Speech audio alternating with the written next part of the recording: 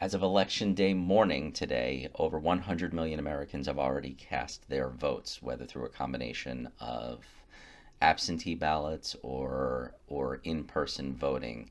The turnout has been unprecedented, but it is expected to be unprecedented yet again today when everyone else casts their votes. From an employer's perspective, the big question is, or the big questions are, do you need to provide time off and to your employees, and do you need to pay your employees for any of that time off? So, as of this year, there are 28 states in the US that require employers to grant some sort of time off. It's usually about 2 hours, sometimes three or more. And 21 states actually require time to be paid. Again, usually about 2 or 3 hours in most of those states.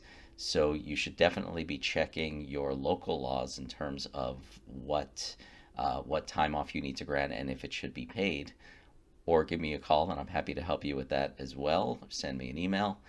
And also, you should check your employee handbook. So, whether or not you operate in a state that requires time off or requires paid time off, you may actually have a rule in your handbook that differs from that law in a more generous way. And obviously, whichever one is more generous, you have to follow, even if your handbook says that employees don't get time or that they don't get paid.